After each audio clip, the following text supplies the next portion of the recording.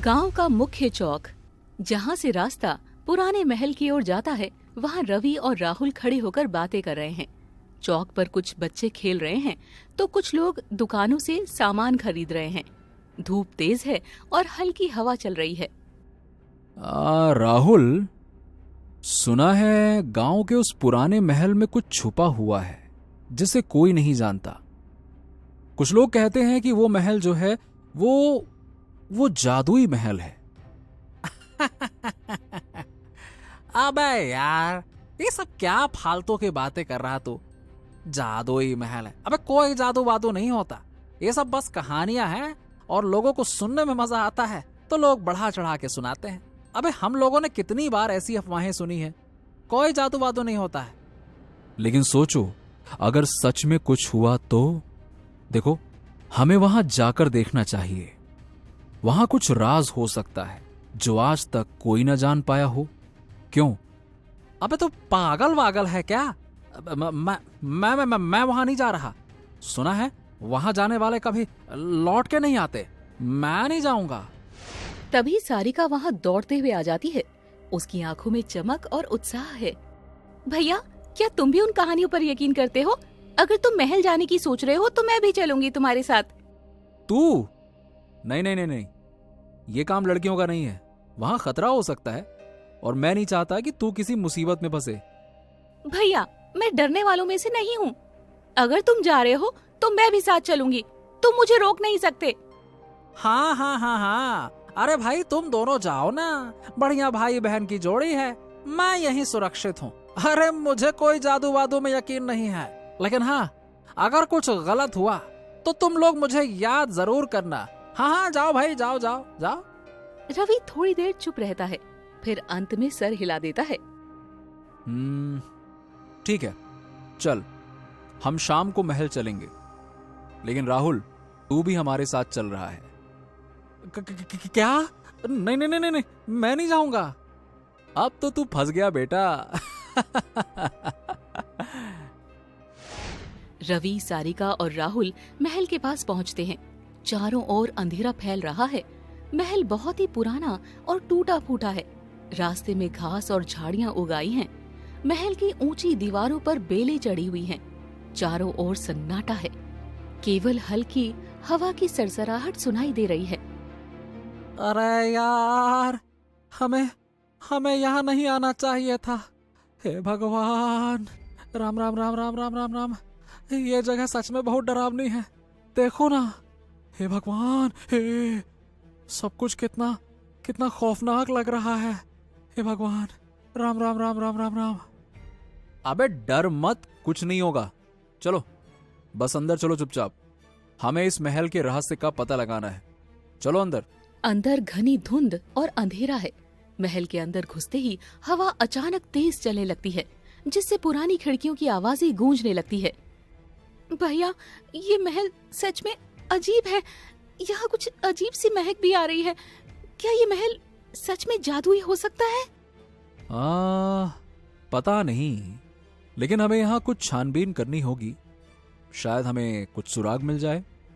जैसे ही तीनों महल के अंदर जाते हैं, एक पुरानी किताब गिरकर रवि के पास आ जाती है। किताब पुरानी और धूल में ढकी हुई है। रवि उसे उठाता है। राम राम राम। अरे रे रे रे रे, ये क्या है? ये कोई पुरानी किताब? रवि किताब खोलता है और उसमें कुछ पढ़ने की कोशिश करता है। जैसे ही वो पहला पन्ना पढ़ता है, अचानक कमरे में हल्की चमक फैलने लगती है। चारों ओर हवा की आवाज और तेज हो जाती है। भैया, ये क्या हो रहा है? अब मुझे नहीं पता, लेकिन ये किताब जादुई लगती है। शायद इसमें सच में कोई रहस्य छुपा है। रवि, सारिका और राहुल किताब लेकर गणेश काका के पास आते हैं। गणेश काका एक छोटे से कच्चे घर में रहते हैं, जो गांव के बाहरी हिस्से में स्थित है। रवि किताब दिखाते हुए कहता है, गणेश काका, हमें ये किताब पुराने महल में मिली है। इसे पढ़ते ही कुछ अजीब सा होने लगा। ऐसा लग रहा था जैसे महल के अंदर कुछ जाग उठा हो। क्या आप जानते हैं ये क्या हो सकता है? गणेश काका किताब को ध्यान से देखते हैं और गहरी आवाज में कहते हैं,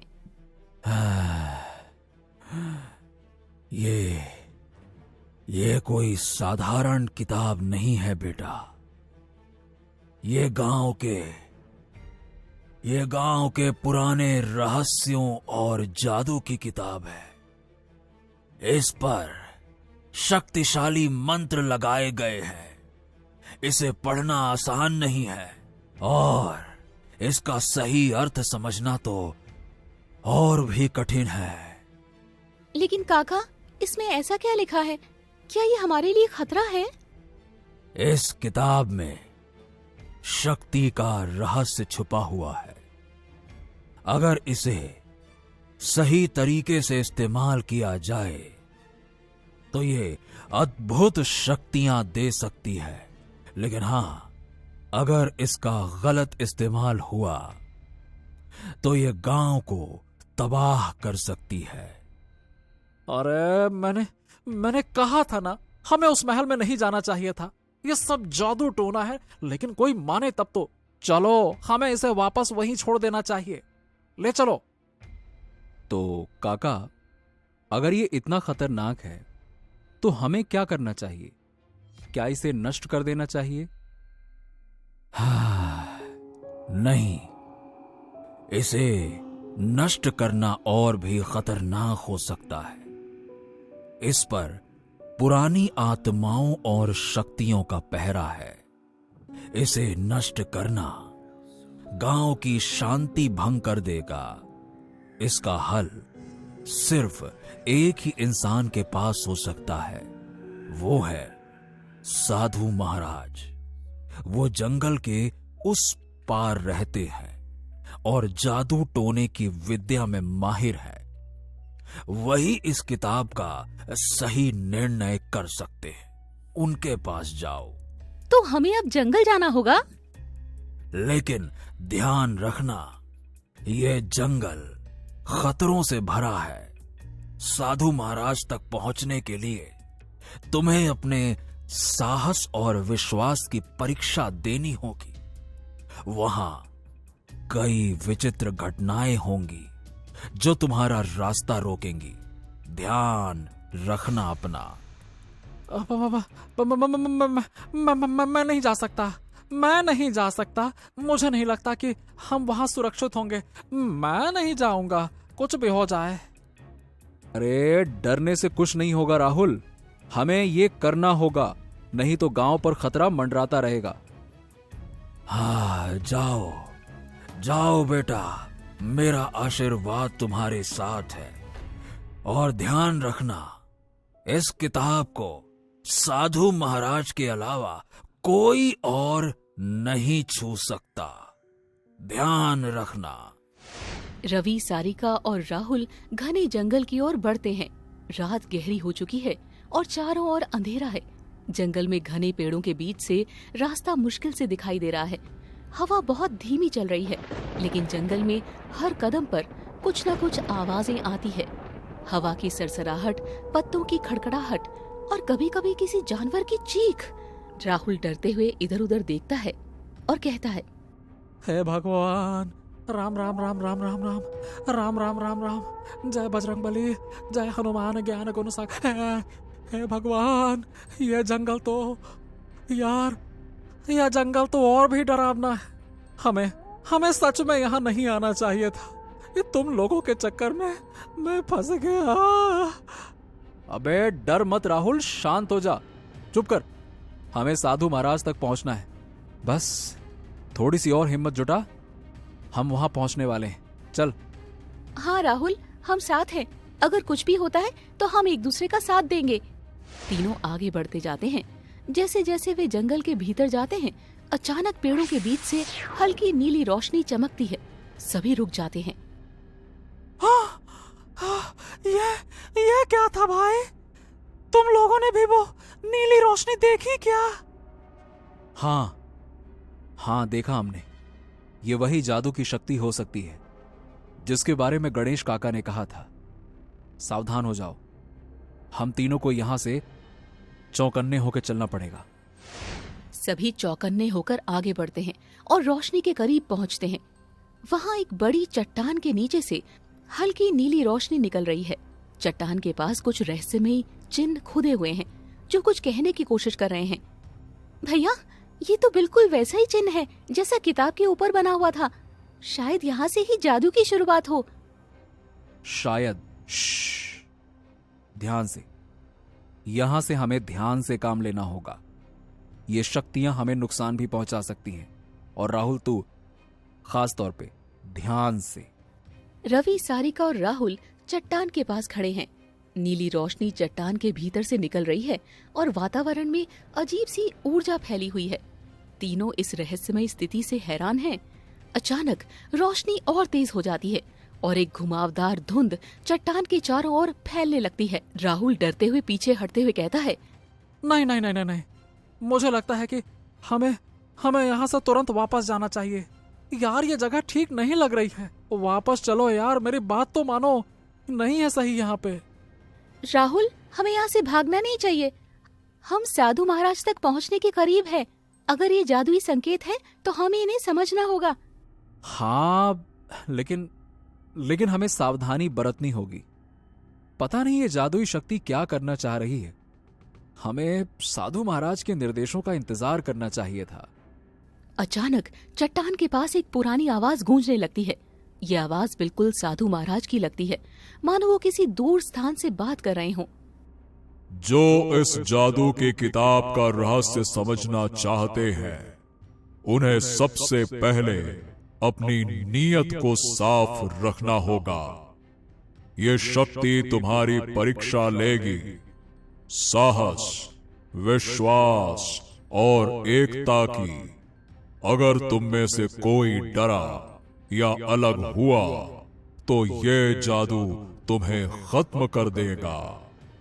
मैं कह रहा हूँ यार, मैं नहीं कर सकता। क्या चाहते हो कि मैं यहीं मर जाऊं क्या? ये सब मेरे लिए बहुत ज्यादा है यार। मैं नहीं कर सकता। मेरी बात तो मानो तुम लोग। मेरे बस का नहीं है भाई लोग। राहुल राहुल राहुल, शांत शांत। अगर हम यहां से भागेंगे तो कुछ भी नहीं बदल पाएंगे। ध्यान रख, गांव का भविष्य अब हमारे हाथों में है। हमें साथ रहकर इस स्थिति का सामना करना होगा।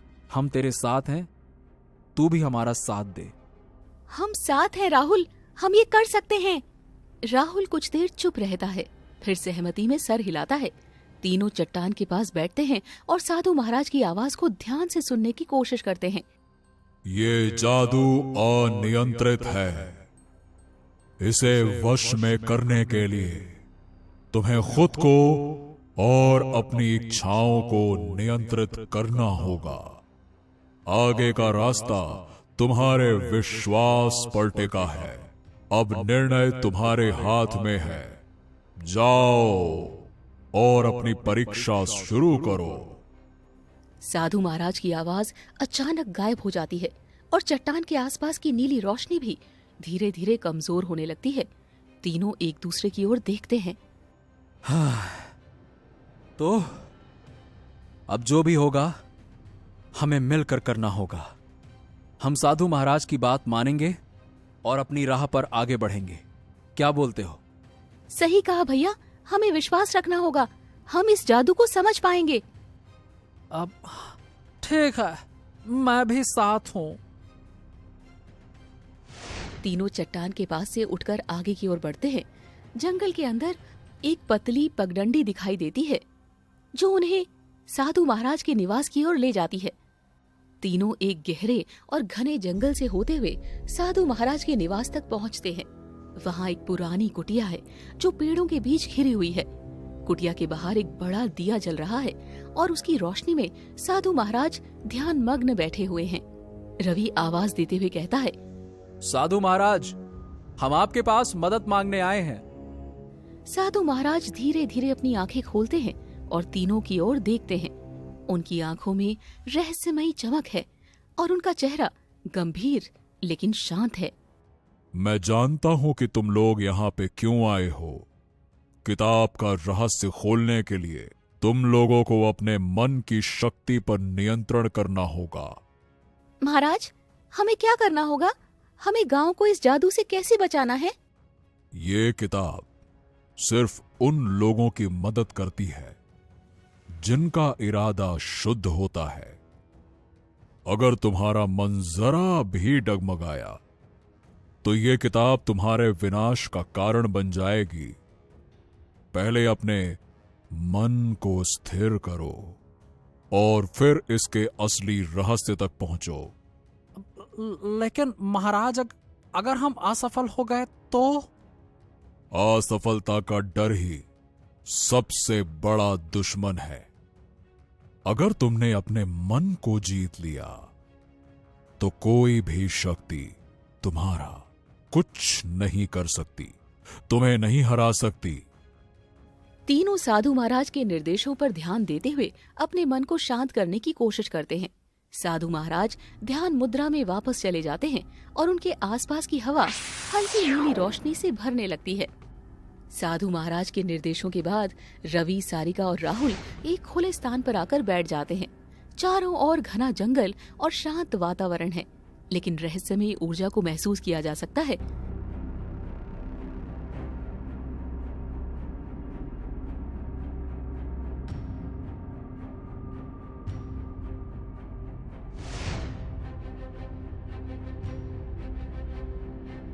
साधु महाराज ने उनके सामने कुछ औषधियां, धूप और एक पुरानी किताब रख दी है।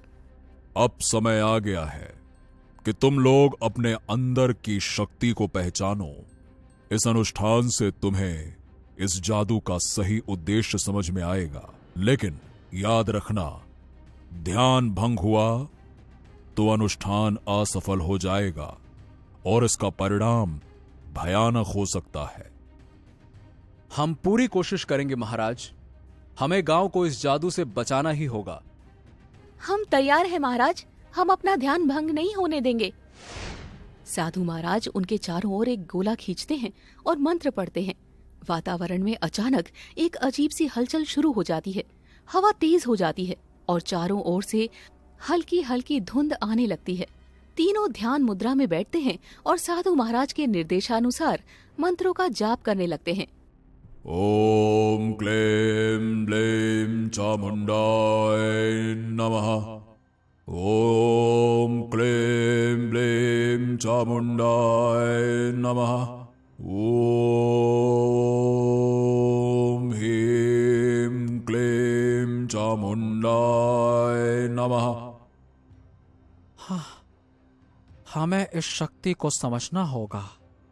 मैं डरूंगा नहीं। जैसे जैसे मंत्रों का जाप तेज होता है, किताब के पन्ने अपने आप पलटने लगते हैं। किताब के पन्नों पर रहस्यमयी अक्षर चमकने लगते हैं। रवि की आंखें खुलती है और वो उन अक्षरों को पढ़ने की कोशिश करता है। हाँ, ये तो वही शब्द हैं जो मैंने पहले कभी देखे थे। इसका मतलब, इसका अर्थ हम समझ सकते हैं। रवि, अब तुम्हारे पास समय कम है। यह किताब तुम्हें कुछ महत्वपूर्ण बताने वाली है, लेकिन ध्यान रखना, तुम्हारे मन की स्थिरता ही इसका उत्तर देगी। ध्यान से। ठीक है, मैं तैयार हूं। रवि किताब के पन्नों को गौर से पढ़ता है और धीरे धीरे किताब के अक्षर हवा में तैरने लगते हैं। अचानक एक तेज रोशनी फैलती है और किताब के भीतर से एक जादुई छवि उभरती है। ये छवि उस रहस्यमयी शक्ति की है जो गांव को घेरने वाली है। ये क्या है? ये शक्ति हमारे गांव पर हमला क्यों कर रही है? ये शक्ति तुम्हारी ही कमजोरियों का परिणाम है। अगर तुमने अपने मन को नियंत्रित नहीं किया तो ये तुम्हारे और गांव के विनाश का कारण बनेगी। तीनों के चेहरों पर गंभीरता छा जाती है। वे समझते हैं कि अब उनका अगला कदम ही सब कुछ तय करेगा। हमें इस जादू को रोकना ही होगा। हम इस शक्ति को नियंत्रित करेंगे। अब सब कुछ दांव पर है। साधु महाराज ने तीनों को एक आखिरी परीक्षण के लिए तैयार किया है। वे सभी जंगल के अंदर एक गहरे तालाब के पास पहुंचते हैं। तालाब की सतह पर हल्की नीली रोशनी फैली हुई है। तीनों तालाब के किनारे बैठकर साधु महाराज के निर्देशानुसार मंत्रों का जाप करने लगते हैं। धीरे धीरे नीली रोशनी और तेज हो जाती है और तालाब की सतह पर हलचल शुरू हो जाती है। एक तेज आवाज गूंजती है और तालाब के बीच में से एक जादुई शक्ति निकलती है। जो एक आकृति के रूप में सामने आती है। ये क्या है? क्या क्या ये वही शक्ति है जिसका सामना हमें करना है? मैं डर रहा हूँ, लेकिन मैं पीछे नहीं हटूंगा।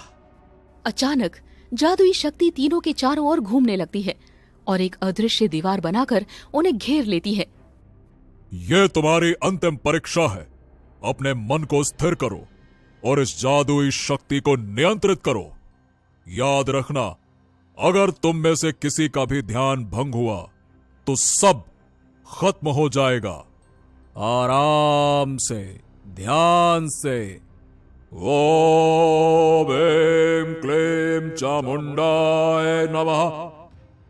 ओम ऐं क्लीं चामुंडाय नमः। ओम ऐं क्लीं चामुंडाय नमः। ओम ऐं क्लीं चामुंडाय नमः।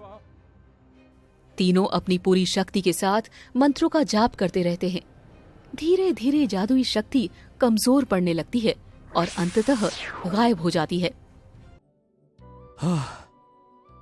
हमने इसे रोक दिया।